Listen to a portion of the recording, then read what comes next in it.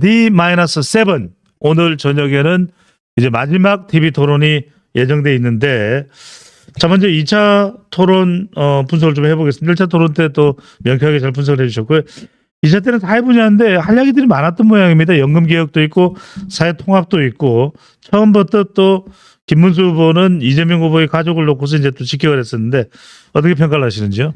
뭐 네거티브라는 건 모든 선거에 있기 마련인데 예. 뭐 그러니까 뭐 이거를 뭐 특별히 뭐 나빴다 좋았다 평가하기는 뭐하고 네거티브도 뭐 선거의 한 부분인데 문제는 예. 뭐냐면 그걸로 인해 가지고 중요한 그 토론의 아젠다들이 상실되어 버린 거 있지 않습니까? 1차 토론에 비해 가지고 2차 토론이 더 형편 없었다라는 평가가 일반적으로 있죠. 모든 후보 네 후보 모두에 대해서 예. 태도나 그 내용이나 대해서 그래서 크게 볼 건 없고. 거기서 이제 문제가 됐던 게 이제 호텔 경제학 문제잖아요. 이 호텔 경제학은 내가 볼 때 좀 심각해요. 왜냐하면 이재명 대표의 경제에 대한 관념을 설명해 주는 부분이 이 부분이거든요. 그래서 우리가 주목해야 할 부분은 바로 뭐냐면 이 예를 왜 들었느냐라는 거예요. 호텔 경제학이라는 예를 갖다 누가 얘기했든 이게 중요한 게 아니라 이 예를 왜 들었느냐라는 거거든요. 예. 이거 볼 때는 이제 아마도 이재명 후보 같은 경우에는 국가의 재정을 더 많이 써야 된다. 그래서 그 재정 효과, 뭐 승수 효과, 뭐 이래가지고 그걸 강조하려고 했던 것 같은데, 그리고 실제로 이 예가 그 한은에서 내는 보고서에 실려 있거든요. 근데 문제는 뭐냐면 한은에서 낸 그 예는 정부 재정의 필요성을 얘기하는 게 아니라 한국은행의 발권력이 갖고 있는 돈맥 경화를 뚫고 그 부채 청산, 순차적으로 부채 청산하는 그 기능을 얘기한 거거든요. 그러니까 예. 전혀 상관없는 예를 지금 갖고 온 거예요. 근데 이런 예를 가지고 마치 마법이 벌어지는 양 정부에서 돈 풀면은 막 계속 소비 진작이 되고 뭐 이런 거거든요. 이건 소비 진작 효과는 하나도 없는 겁니다, 사실은. 소비 진작 효과는 하나도 없고 그저 돈맥 경화가 돼서 순차적으로 빚을 갚게 해준다. 그 정도의 예를 가지고 들어온 거죠. 그러니까 문제는 뭐냐면 이재명 대표가 애초에 이 예를 적절하지 않은 예를 부적절한 맥락 속에 넣음으로써 마치 정부에서 돈을 갖다 10만 원을 풀면은 그게 그냥 경제 전체가 다 돌아가고 소비가 촉진되는 것처럼 얘기한 거. 그게 잘못인데 그거는 가짜입니다. 그거는 말도 안 되는 거고 예. 대개 이런 예들이 그런 맥락에서는 이런 예들이 상당히 농담조로 있잖아요. 비코누조로 나오는 예예요. 긍정적인 예가 아니거든요. 그래서 이 부분을 이제 물고 늘어지는데 그 보통 같으면은 그렇게 처리하면 되거든요. 그냥 내가 좀 잘못 알았습니다라든지 생각해 보니까 그 얘가 거기에는 적절하지 않았던 것 같습니다라고 끝나면 돼요. 근데 그걸 끝내지 않은 거잖아요. 계속 물고 늘어지면서 이준석한테 네가 모르는 거다. 너 누구 알아? 네가 모르는 거다. 네가 모르는 거다라고 하면서 틀리지 않았다라고 얘기하니까 이게 문제가 되는 거고 거기다 심지어 그 촉새 또 유촉새 나섰더라고요. 예. 앉아가지고 뭐 이걸 이해하려면 대학원생 어쩌고 저쩌고 뭐 이따 얘기를 하죠. 잠깐만 유촉새라면 유시민자클 네. 말도 안 되는 거거든요. 그냥 간단합니다. 그 잘못된 예예요. 잘못된 얘기 말도 안 되는 얘기를 한 겁니다. 말도 안 되는 얘기를 한 거고 그럼 잘못됐습니다라고 끝날 문제인데 마치 국민들이 무식해서 못 알아듣는 것이냐 또 이렇게 얘기를 하잖아요. 그래서 그런 게 오히려 저는 걱정스럽다는 겁니다. 앞으로도 이런 일들이 벌어질 텐데. 예. 그러니까 이런 마인드를 가지고 정부를 갖다 운영을 하게 되면 생각해 보세요. 지금 이 사람들이 뭐 하고 있냐면 잘 보면 민주당 의원들 쭉 만나보잖아요. 그럼 한다는 얘기가 다 기재부에 대한 불만을 얘기해요. 무슨 얘기냐. 민주당에서 법안 내가지고 막 돈 풀자라고 하면 거기서 제동을 거는 게 어디예요? 기획재정부거든요. 예. 그러니까 기재부를 갖다 둘러 쪼갠다 어쩐다 뭐 이런 얘기하고 그런 것들이 좀 걱정스럽거든요. 문제는 뭐냐면 그 사람들이 정치권에서 포퓰리즘적인 법안을 내거나 포퓰리즘적인 정책을 냈을 때 그나마 기재부에서 제동을 걸었던 건데 예. 그 제동 장치를 풀어버리겠다는 얘기거든요. 이것과 연관해서 이 사람의 호텔 경제학을 봐야 된다라는 거예요. 굉장히 잘못된 예를 갖고 와서 마치 풀면은 이게 무슨 소비 진작 효과를 넣고 경제가 막 일어나고 그래서 경제가 막 성장하고 이런 예로. 예. 그 다음에 그걸 갖다 못 해왔던 그 마지막 그 제동장치인 이것마저 해제해버렸을 때 우리나라에 어떤 일이 벌어지느냐라고 하면. 그러니까 베네수엘라랑 상당히 비슷한 일이 벌어지는 겁니다. 베네수엘라에서 그런 차베스 정권 때 이제 그런 일이 있고 심지어는 베네수엘라는 뭐랑 똑같냐면 사법개혁 이것도 똑같아요. 차베스가 등장해가지고 그 사법부를 갖다 무력화시켰거든요. 다 자기 사람 만든 겁니다. 그러니까 요번에 부정선거 있잖아. 전 세계가 너 부정선거였다고 인정 안 했거든. 그런데 대법원에서 부정선거 아닌 빵빵 이렇게 만들어 버렸어요. 그렇게 되면 완전히 독재 체제가 되는 거잖아요.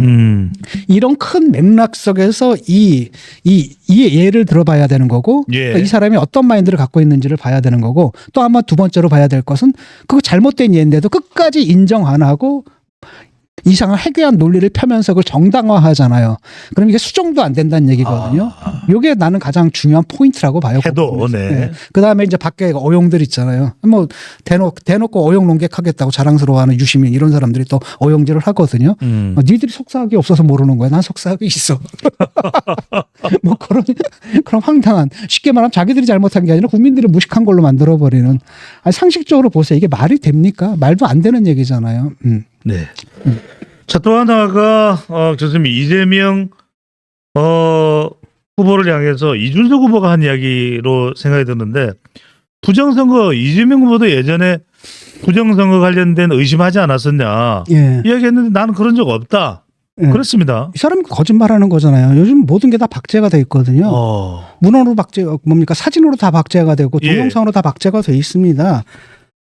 이게 2017년인가 그때잖아요. 예. 그러니까 그때 아마 썼던 걸로 기억을 하는데, 그러니까 그 박근혜가 당선됐을 때, 그때는 부정선거로는 누가 폈냐면 민주당 쪽에서 폈어요. 대표적인 주자가 누구냐면 김어준이잖아요. 예. 김어준이라는 사람이 이 개표 부정이 있었다라고 주장하면서 영화까지 만들었어요. 다큐멘터리요. 다큐멘터리 영화까지 만들고 예. 거기다가 뭐였냐면 그 또 어용지식인들 있잖아요. 무슨 통계학과 교수님 뭐니 이런 사람들이 K값 어쩌고 저쩌고 말도 안 되는 얘기했던 아마 기억하실 겁니다. 그때 거기 슬쩍 편승했던 게 이재명이에요. 그래가지고 명확하게 자기가 쓴 글이 지금 박제가 돼서 남아 있거든요. 예. 그냥 제가 글자 그대로 한번 읽어 드릴 테니까 예. 여러분 판단하십시오. 전대미문의 부정선거 투표 수개표로 개표 부정 방지해야 이게 제목이에요.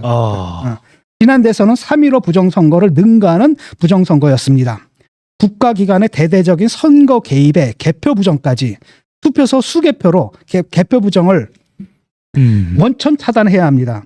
많은 국민이 전산 개표 부정 의심을 하고 있고 그 의심을 정당화할 근거들이 드러나고 있습니다. 이렇게 자기가 얘기를 했거든요.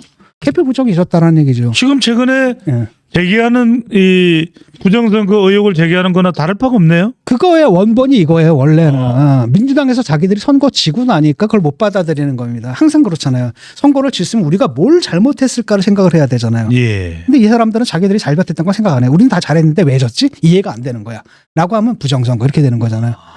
요번에 똑같은 걸 이게 사실 원본이고 이걸 갖다 뭡니까? 국힘에서 먼저 받은 거예요. 일단 황교안 씨가 그때 받았죠. 예. 받았고 그때 이준석 대표 시절은 그걸 차단했거든요. 그건 아니다라고 차단을 했는데 요번에 또 부활해가지고 또 부정선거를 또 펴는 거거든요. 똑같은 겁니다. 이 사람들의 문제가 뭐냐면은 선거에 졌으면 제대로 된 왜 졌는지 제대로 원인을 파악을 해야 될 거 아니에요. 그래서 그걸 고쳐야 되잖아요. 그런데 원인 파악도 안 하고 고칠 의사도 없는 겁니다. 그대로 가면서 책임을 누구한테? 바깥에 엉뚱한 데 돌리는 거거든요. 그럼 결국은 뭐냐면 자기들 패배로 몰아넣었던 그 원인은 있는 그대로 존속하는 거잖아요. 그럼 다음에 선거 치면 어떻게 돼요? 당연히 또 지죠. 이게 문제라는 거예요, 지금. 네. 그런데 어쨌든 그때는 이재명이 그 얘기를 했는데 지금 이건 사실은 허위사실 공표거든요. 정확하게 허위사실 공표입니다. 그런데 지금은 뭐 어쩔 거야. 어쩔 거야. 이거 허위사실 공표한다고 뭐가 달라. 이게 뭐 봤잖아요. 네. 이걸 갖다 뭐 한들 이미 대통령 해먹었는데 어쩔 거야. 이렇게 돼버린 거죠, 지금. 그래서 네. 이 부분은 이제 그 이준석 후보가 제대로 짚은 거고 이 부분에 대해서 명확하게 이재명 후보가 거짓말을 하고 있는 거죠. 아마도 본인이 이렇게 말하고 까먹었을 수도 있어요. 자기가 했던 말. 그때는 이제 온갖 선전선동을 막 해도 될 때잖아요. 예. 뭐 성남시장 뭐 저쪽에 뭐 이럴 때니까. 그러고 나서 아마 까먹었을 수도 있는 거고. 근데 실제로는 당시에 김어준 류가 부정선거를 열심히 할 때 그런 선동 정치에 항상 올라타서 거기서 정치적 자산, 자기의 정치적인 이득을 얻었던 게 이재명이었거든요. 예. 그러니까 그때도 아마 그렇게 해가지고 그 강성 지지층들에게 호응을 받았던 거죠. 그걸 자기 정책 자산으로 쌓아왔고 그걸 토대로 여기까지 온 거 아니겠습니까? 그래놓고서 잊어버린 거죠, 자기는. 참 이게 뭐라 그래야 됩니까? 격세지감이라고 해야 될지 어떨지는 모르겠습니다. 자, 판세 좀 이야기하면서 계속 들어가 보겠습니다. 교수님, 일단 이 최근 지지율 동향을 보면은 이재명 후보가 50%대가 올라갔던 게 조금 내려오고 김문수, 이준석 후보가 동반 상승하는 또 지지율 나타나고 있는데 예. 일단 결집했다 이렇게 볼 수 있을까요? 일단은 뭐 투표율이 가까우면 가까울수록 이제 결집할 수밖에 없다는 예. 거잖아요. 그러니까 아예 그 중도도 아니고 그 무의사층이 있잖아요. 아직 결정하지 않은 사람들. 예. 그 퍼센티지가 점점 줄면서 이제 결정을 하거든요. 그런데 그렇게 머뭇거리는 사람들은 대부분 이제 보수층이 상당수가 이제 보수층인 거죠. 아. 그 사람들이 슬슬 결집할 수밖에 없기 때문에 가면 갈수록 이제 표차는 줄어들 거라고 뭐 모든 사람들이 예측했고 저도 그렇게 예측했던 거죠. 다만 이제 재밌는 건 바로 뭐냐면은 이준석 후보의 그 지지율이 안 떨어지고 있다는 거거든요. 가면 갈수록 사실은 지3 후보의 지지율은 빠질 수밖에 없는데 예. 이게 계속 가고 있다는 같이 오르고 있잖아요. 오. 그래서 이준석 후보가 사실은 두 자리까지 넘어갔단 말이죠. 예. 그러니까 뭐 한두 건에서 나오더니 요즘은 이제 거의 대부분의 여론선거에서 10% 11. 그 정도를 유지하고 있거든요. 그건 뭘 의미하냐면은 김문수 후보는 아니다라는 거예요. 쉽게 말하면 김문수 후보는 도저히 찍을 수 없는 사람들이 있다라는 겁니다. 보수층 내에. 그 사람들이 선택지로 뭐예요? 이준석으로 가는 거죠. 네. 이준석으로 갈 수밖에 없고 그러다 보니까 이준석이 안 빠지는 거고 또 일부는 어디서 오냐면 딴 건 몰라도 오케이 내란 종식 다 좋은데 이재명은 아니시냐. 이런 사람들도 일부 이제 그 이준석한테 와 있는 거거든요. 이게 예. 안 빠지고 있는 겁니다. 그래서 애초에 탄핵 개강을 건넜다라고 한다면은 사실은 정상적인 경우에는 이준석이 중반에 아마 막 12까지 갔다가 점점 가면 갈수록 빠져야 되는데 예. 가면 갈수록 올라가는 이런 현상을 보이거든요. 근데 아직은 모릅니다. 아직은 또 결정적인 순간에 예를 들어서 김문수하고 그다음에 또 누굽니까? 이재명하고의 표차가 한 자릿수 내로 이제 쫙 줄어든다라고 한다면 막판에 또 이준석을 찍었던 보수층의 일부가 또 상당수가 또 옮겨갈 수도 있거든요. 그래서 이제 초점은 바로 뭐냐?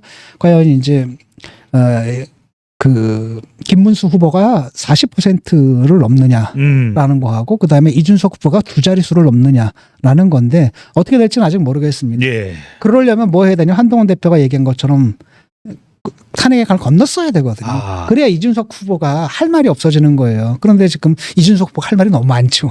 그런 상황 속에서 그런 이제 그 압박을 가는 거잖아요. 보수가 분열한 건 네 때문이고 뭐 진다면 너 때문이다라고 압박을 하니까 또 이준석 대표 측에서 또 반발할 수밖에 없는 거잖아요. 그래서 더 이상 또 그쪽으로서는 더 또 양보해줄 마음이 안 생기는 그런 분위기까지 나오고 그러다 보니까 지금 김용태 비대위원장도 좀 포기한 것 같더라고요. 그래서 크게 단일화 안 하겠다라고 한다면 이준석 대표의 의사를 존중하겠다. 그리고 우리가 그렇다면 3자 대결 구도에서 이길 수 있는 길로 가겠다. 그게 맞죠, 사실은. 예. 알 수 없습니다. 자, 지금 판세가 그런 상황인데 2차 토론에서 또 중요한 이야기들이 많이 나왔었습니다. 특히 이제 간병비 관련해서 이재명 후보가 여러 공약들을 내놨지만은 그 재원에 대해서는 제대로 답변을 또 못하는 모습도 나왔습니다. 이런 부분들 또 연금 관련해서도 조금 이런 부분들이 정확하게 또 개혁에 대한 좀 차별화가 있어야 되는데 그것도 분명하게 좀 나타나지는 않았고요. 2차 토론에서 또 어떤 주제들 좀 교수님 눈에 들어왔던 이슈들이 있었을까요? 뭐 그 정도인 것 같아요. 예, 그 정도인 것 같은데 일단은 이재명 후보 같은 경우에는 원래 이 사람은 국가 재정 화수분이라고 생각해요. 그것처럼 호텔 경제학처럼 네. 풀면 또 생기고 풀면 또 생기고 풀면 또 생기고. 그러니까 나라에서 풀면은 이게 예. 막 돌아가지고 다시 뭐 경제가 화랑이 일어나면서 그러면서 세수로 다시 돌아온다 뭐 이거 어느 정도 그런 측면이 분명히 있거든요. 그런데 그런 측면은 분명히 있지만은 문제는 뭐냐면은 되게 그렇게 막 나가다 결국 이제 망한 나라들이 남미거든요. 이 사람들이 워낙 선동 정치를 이재명이 이제 선동 정치를 잘하잖아요. 그러니까 예. 정책 모두가 다 파퓰리즘 정책이에요. 그러니까 누구를 만나도 다 해준다 그래. 부자들 만나면 세금 깎아줄게요. 그다음에 가난한 사람들 만나면 이제 뭐 복지 늘릴게요. 그럼 뭐가 생겨요? 세금 깎으면 세수는 줄고 예. 이 사람들 줄려면 뭐가 돼요? 지출은 늘고 그러면 뻥꾸가 나잖아요. 그거를 얘기 안 하는 거예요. 그러니까 이 사람은 국가 정책을 얘기하는 게 아니라 국가가 지속 가능한 어떤 국가 발전 또는 국가 운영의 정책을 얘기하는 게 아니라 예. 득표 활동을 하고 있는 거거든요. 모든 사람들에 대해서 다 해주겠다라고 얘기를 한단 말이죠.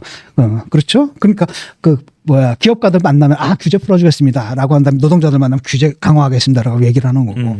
그러니까 그때 말이 달라지는 사람이에요. 오늘 했던 말 어제 다르고 얼마 전에 자기는 뭐 부정선거 얘기한 적이 없다라고 이미 박제가 돼 있는데도 그냥 거짓말 하잖아요. 원래 그런 사람입니다. 그러니까 이걸 문제는 뭐냐면 이걸 국가를 운영하는 거랑 선거에서 득표하는 건 전혀 다른 문제잖아요. 근데 이 사람한테 이게 구별이면 안 되거든요. 그 대표적인 예가 그 거북섬 얘기예요. 거북섬 얘기. 넘어가 볼까요? 거북섬 저기 크게 논란이 되고 있는데 사실 간단한 이슈는 아닙니다. 이재명 후보가 유세장에서 거북섬 바로 경기도 시흥의 이 거북섬 인공적으로 조성되어 있는 그 섬 형태의 도시 내에 인프라에다가 웨이브 파크라고 하는 이제 이 건물이 지어졌는데 부산하고 경쟁하는데 깨어서 뭐든 빨리 다 해주겠다라고 이야기를 하고 건설을 했는데 자 그래도 유치를 참 해냈다라고 이렇게 자랑스럽게 이야기를 했습니다. 근데 불거진 것이 바로 이른바 노쇼 공실 문제가 불거졌습니다. 그 문제는 알잖아요. 거북섬이라는 게 지금 폭망의 대명사예요. 부동산 쪽 업종. 여러분 한번 유튜브 들어가서 부동산 한번 쳐보세요. 폭망의 대명사가 거북섬이거든요. 가면 아무것도 없습니다. 거의 87%인가 90%가 지금 완전 공실이거든요. 그러니까 거기 투자했던 사람들이 다 망했어요. 엄청나게 망했고, 그다음 또 다른 한편은 뭐 했냐면은 거기서 어떤 사람은 이제 그것 때문에 스스로 목숨을 끊는 일도 있었거든요. 아이고. 거기가 잘 된다라고 하니까 그냥 가진 돈 땅땅땅땅 모아 긁어가지고 빚까지 져가지고 샜는데 폭락을 한 거 아닙니까? 그러니까 그 책임은 뭐냐면 거기를 마린항으로 지정했던 건 사실은 국힘 정권이었습니다. 그때 박근혜 정권이었고, 그 다음에 도지사가 남경필이었어요. 그때 했고, 그 다음에 거기다 숟가락을 또, 이때는 이때다라고 숟가락 얹은 게 누구냐면은 이재명이에요. 이재명이 그걸 딱 그래가지고 웨이브 파크. 이게 들어오게 되면, 우와, 엄청나게 늘어날 거다라고 했거든요. 그러니까 그 웨이브 파크 할 때도 인허가 문제 같은 거 있지 않습니까? 아주 복잡할 거예요. 그걸 몽땅 다 생략하고 아마도 해줬겠죠. 그래서 그걸로 돈 번 사람들은 누구냐면은 그 분양했던 놈들. 그놈들은 다 먹고 떴죠. 근데 산 사람들은 뭐가 되는 거야? 폭망. 그래서 거기가 폭망의 대명사로 돼 있는데, 문제는 뭐냐면 거기 가가지고 봤어요. 그 유세할 때 여러분 거북섬에다 웨이브 파크 제가 도입했습니다라고 한다는 얘기. 거기 장사 잘 됩니까? 이렇게 묻는 거. 황당한 거죠. 거기 폭망한 것 모든 사람들이 다 알고 있거든요. 그러니까 분위기가 막 썰렁해지는 거예요. 그러니까 자기는 몰랐다는 얘기죠. 그러니까 이게 이재명식이에요. 그때 내가 보여주기 식으로 파파파방. 그래서 유치하면 일단은 올라갈 겁니까 지지율은. 그걸 딱 챙겨 먹고 자기는 튀어버리는 거죠. 그 다음에 나 몰라라 하는 거고. 이렇게 된 거예요 지금. 그러면서 그 상황 파악 자체도 안 되고 온 국민이 다 알고 있는 걸 본인은 모르는 거죠. 그러니까 이 사람이 했던 사업들 보세요. 백현동이 있죠, 대장동이 있죠, 그렇죠. 거기다 거북섬이 있죠. 매번 이런 식이에요. 자기는 뭐 했다라고 해서 치적 쌌는데 눈앞에 치적 싼. 그러니까 모든 것들 인허가권들을 갖다 마구마구 남발을 하면서 남발을 해서 일단 자기 치적을 쌓은 거예요. 그 다음에 어떤 일이 벌어질지 모르는 겁니다. 그래서 그 결과는 누가 덕을 보는 거예요? 분양한 놈들. 그 놈들만 다 돈을 벌고 피해는 누가 보는 겁니까? 보통 사람들, 일반 사람들이 그거 샀다가 다 피해를 보는 거거든요. 그런데 그 속에서 그 사람 덕을 본 사람 딱 두 사람인 겁니다. 분양업자들하고 그 다음에 이재명. 이렇게 되는 거. 피해는 누가 받니? 일반 국민이 받고. 그게 거기서 또 벌어진 일이거든요. 그런데 와가지고 또 뭐 자기는 그거 웨이브 파크 그것만 유치했지 뭐 책임 없다. 문제는 뭐 웨이브 파크 같은 게 들어오니까 집값은 더 올랐을 거 아니에요. 그래서 더 많은 사람이 피해를 봤을 거 아닙니까? 근데 그렇다면 거기에 대해서 실패를 인정을 하고 앞으로 어떻게 할 건지 그 문제를 거기든 대안을 내놔야 되는데 여러분 장사 잘 됩니까? 하고 묻는 거야. 상황 파악 자체가 안 됐다는 거죠. 국민들 모두가 다 알고 있는데 이런 문제라는 겁니다.